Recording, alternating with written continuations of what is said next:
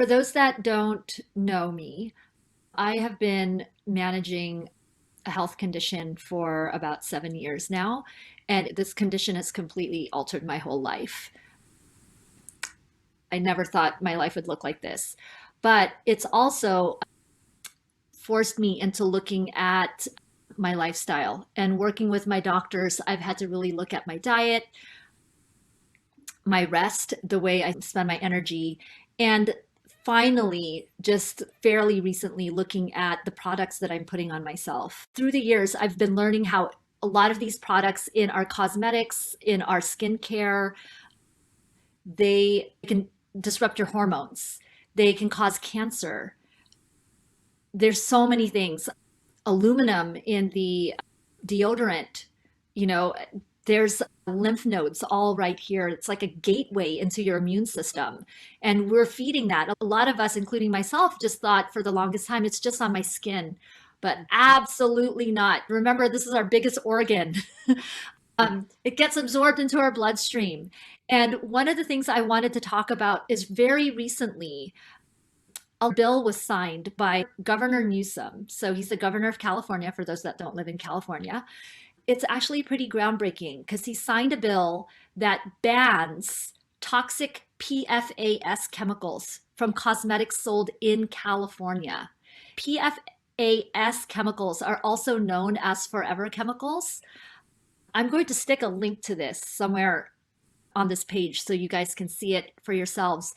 But these do not leave your bodies ever. They stay and they go into your organs, and it's just awful, very toxic. So I wanted to read something that I will again post the link to. This is from Assembly Member Laura Friedman from California, who authored the new law. And she says California will now ban these harmful chemicals from our cosmetics and personal care products. I'm proud that our state has already banned PFAS in juvenile products and in paper-based food packaging. Soon, Californians won't have to worry that they're putting their health or the health of their loved ones at risk by doing something as routine as applying lotion or wearing makeup. And it's so true. It's our routine. We don't think Yeah. about it. It's our day to day. As you can imagine, these kind of things get major backlash from the cosmetic and beauty industry because, oh my gosh, that's not good for them, right? It is our hope that Beauty Counter is the model that these companies can be inspired by and really find ingredients that work, that are clean, that aren't impacting us. Because remember, we put these things in our bodies and then we wash it off in the shower. It goes down the drain into our water systems. I mean, it's everywhere.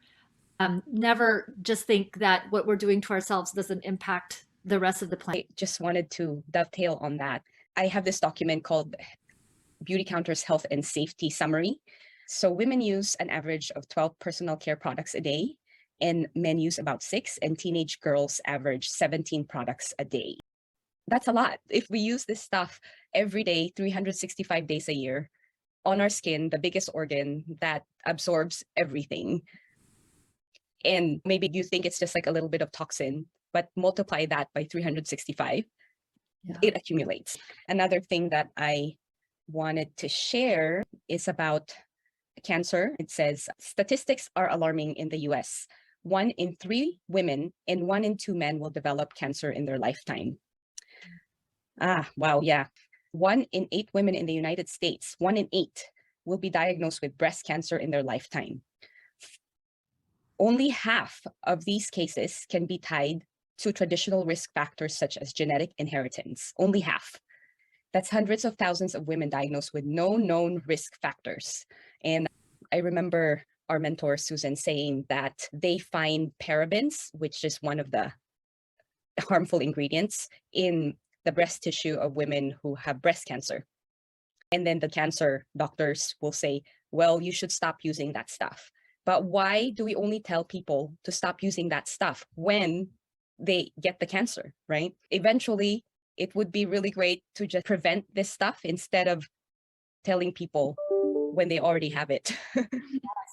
Yeah. And then the other thing that's really staggering for me is cancer susceptibility genes are estimated to account for only 5 to 10% of breast cancers overall. Another way of phrasing it is approximately 90% of women diagnosed, 90%, do not have a mutation in their BRCA genes, which are the genes many people think of when they think of genetic predisposition to the disease. This is new for me because like how I think of cancer is, I think these people are getting cancer because they inherited it from family, but that's not the case anymore.